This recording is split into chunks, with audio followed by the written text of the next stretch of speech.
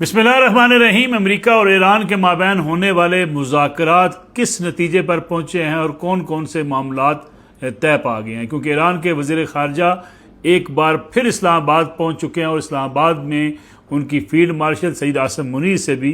मुलाकात हो चुकी है। ये बड़ा ब्रेक थ्रू कब होगा और ख़ास तौर पर अमेरिकी प्रेसिडेंट डोनाल्ड ट्रंप पर जब वाइट हाउस में फायरिंग की गई और उसके बाद जो उन्होंने बयानात दिए उसकी सूरत हाल क्या है, और ख़ास तौर पे अगर देखा जाए तो इन मुज़ाकरात का नतीजा कब तक निकलने के इम्कानात हैं और कब दुनिया को ये ख़बर सुनने को मिलेगी कि मुस्तकिल जंग बंदी का ऐलान हो गया और इस खित्ते के अंदर अमन और इस्तेहकाम हो गया। ये भी आज आपके सामने रखेंगे। दूसरा ये भी आज आपको बताएंगे कि अमेरिकी प्रेसिडेंट डोनाल्ड ट्रंप पाकिस्तान के फील्ड मार्शल सईद आसिम मुनीर के गर्विदा कब हुए, क्योंकि आज भी जब उन पर फायरिंग हुई तो उसके बाद भी उन्हें याद था तो पाकिस्तान याद था। उन्होंने पाकिस्तान के फील्ड मार्शल सईद आसिम मुनीर का एक बार फिर तज़किरा किया और साथ ही वज़ीर आज़म शहबाज शरीफ साहब का भी तज़किरा किया। और मुसलसल अगर आप देखें तो फील्ड मार्शल के हवाले से और पाकिस्तान के वज़ीर आज़म के हवाले से डोनाल्ड ट्रंप कोई मौका ऐसा हाथ से जाने नहीं देते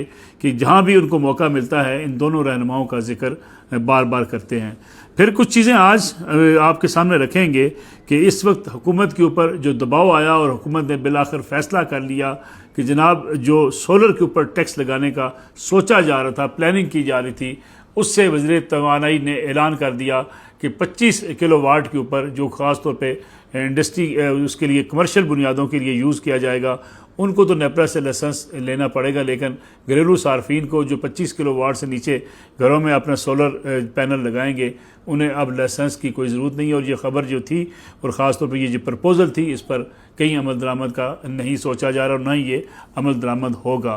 तीसरा आपके सामने रखेंगे पाकिस्तान के एक मारूफ एंकर सईद इकरारुल हसन, एयरपोर्ट पर उनका झगड़ा हुआ जो है वो हुकूमती एक एहलकार के साथ, FIA के एहलकार के साथ। वजह क्या बनी, इतने गुस्से में इकरारुल हसन क्यों थे, आखिर एहलकार ने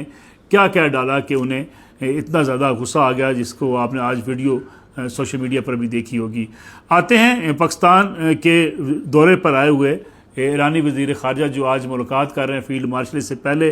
वो पाकिस्तान आए थे और फिर स्पेशल त्यारे के ज़रिए वो मस्कत गए, पाकिस्तान ही उन्हें मस्कत लेकर गया और मस्कत से ओमान से फिर वो वापस इस्लामाबाद पहुंच चुके हैं और मुज़ाकरात को फाइनलाइज जो है करने के लिए काफ़ी हद तक पेशरफ्त हो चुकी है। बाज़ ज़राए इस बात का दावा कर रहे हैं, मुल्क के एक सीनियर सहाफ़ी आमिर इलियास राना साहब तो कहते हैं कि काफ़ी चीज़ें तय पा चुकी हैं, बस अब छोटी छोटी जो बुनियादी नुकात हैं वो तय होना बाकी हैं। ये भी तय हो चुका है कि यूरेनियम के हवाले से ईरान का जो मौक़िफ़ है और अमेरिका का जो मौक़िफ़ है, उसके बाद यूरेनियम को कहाँ पे महफूज रखा जाएगा, किस हद तक उसकी मिक़दार मौजूद रहेगी। फिर आबनाए हरमज़ के हवाले से सिक्योरिटी कंट्रोल किसके पास होगा, ओमान का किरदार क्या होगा, ईरान का किरदार क्या होगा। तेहरान और ओमान मिलकर उस सारी सूरत हाल को देखेंगे। अमेरिका ने जो नाकाबंदी की हुई है उसका ख़ात्मा कैसे किया जाएगा, ऐलान कब होगा ताकि मुज़ाकरात बाकायदा उसके बाद फिर से शुरू हो सकें और किसी मुआहदे की तरफ जाया जा सके। ये सारी चीज़ें तय पा चुकी हैं,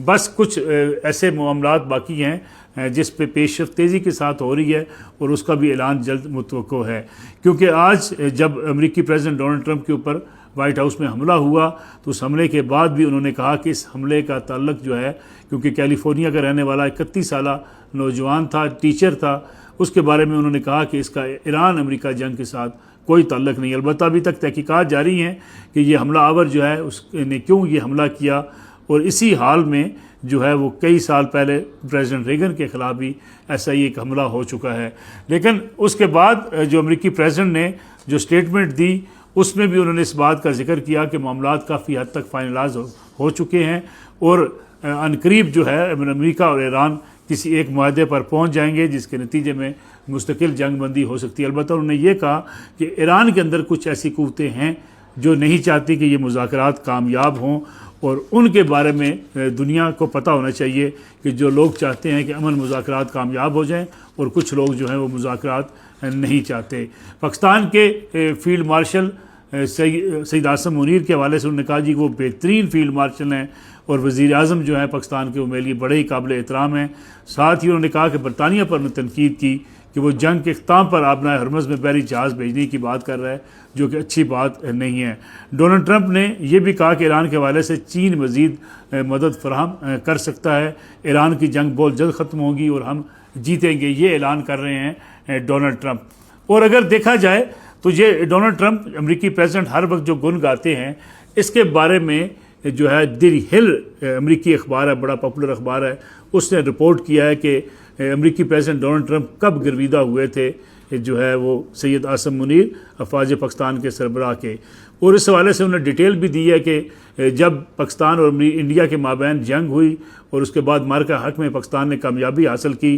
तो अमेरिकी अखबार ये लिखता है कि उस वक्त डोनाल्ड ट्रंप ने पाकिस्तान का जिक्र किया और पाकिस्तान का जब रब्ता हुआ डोनाल्ड ट्रंप के साथ, तो साथ ही उन्होंने ये कहा कि वो पाकिस्तान के फील्ड मार्शल सैयद आसम मुनीर से मिलना चाहते हैं, पाकिस्तानी फ़ौज के सरबराह से मिलना चाहते हैं, जिन्होंने बहादुरी के साथ हिंदुस्तान को शिकस्त दी है। क्योंकि उससे पहले तासर ये था कि हिंदुस्तान इस खित्ते में बड़ा ताकतवर मुल्क है और हिंदुस्तान जो है वो इस पूरे रीजन के अंदर खासा एक मजबूत मुल्क बन चुका है। पाकिस्तान से शिकस्त खाने के बाद ही अमेरिकी प्रेसिडेंट डोनाल्ड ट्रंप ने जो है इंडिया के हवाले से और पाकिस्तान के हवाले से मुख्तलिफ बयानात भी दिए। फिर उन्होंने जिक्र भी किया कि किस तरीके से राफेल तैयारे जो है वो पाकिस्तान ने गिराए, और अखबार के मुताबिक अमेरिकी प्रेसिडेंट डोनाल्ड ट्रंप ने उसके बाद फैसला किया कि वाइट हाउस में उन्हें खाने लंच पर मदऊ किया जाएगा, जिसके बाद सईद आसम मुनीर अमेरिकी प्रेसिडेंट से मिलने अमेरिका गए थे। और वो दिन और आज का दिन अमेरिकी प्रेसिडेंट डोनाल्ड ट्रंप जो है कोई मौका हाथ से नहीं जाने देते जहां वो पाकिस्तान के आर्मी चीफ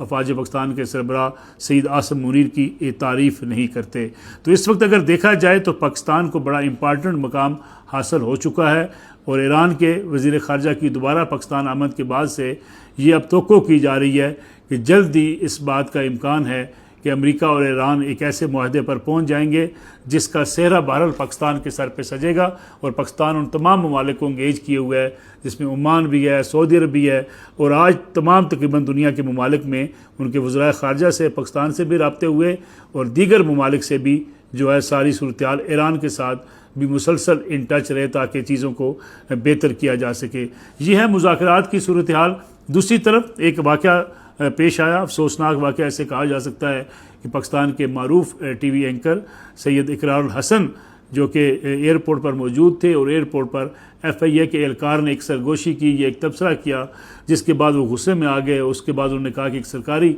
एहलकार को ऐसा नहीं कहना चाहिए, उन्हें सियासत नहीं करनी चाहिए। अब सवाल ये पैदा होता है कि सरकारी एहलकार जो है FIA के एहलकार वो ये कह रहे थे कि जनाब इकरार साहब आपका हाल भी जो है वो जवाद अहमद साहब जैसा होगा, यानी बस मारूफ सिंगर जवाद अहमद ने एक सियासी जमात बना रखी है, इकरारुल हसन एक सियासी मूवमेंट चला रहे हैं। इस तबसरे के बाद ये झगड़े का आगाज़ हुआ। ये वो रवैया है ख़ास तौर पे जहाँ इख्तलाफ राय रखने की बजाय लोग एक दूसरे पर आवाज़ें कसते हैं, एक दूसरे को गालम गलोच करते हैं और अपनी राय मनवाने के लिए दूसरे की राय का भी एहतराम नहीं करते। पाकिस्तान पिछले कई 4-5-6 सालों से इस तफरीक का इतना इस हद तक शिकार हो चुका है कि अब सरकारी एहलकार भी ये नहीं देखते कि उन्होंने ड्यूटी सर अंजाम देनी है या अपने मुखालफ नज़रियात रखने वालों के ख़िलाफ़ आवाज़ें कसनी है या उनके ख़िलाफ़ जो है ठट्ठे लगाने हैं या उनको तनकीद का निशाना बनाना है। इस डिवीजन ने खासी हद तक जो है सोसाइटी के अंदर एक बेचैनी पैदा कर दी है, एक ऐसा इज़्तिलाफ़ पैदा कर दिया कि जहाँ लोग बातचीत करना,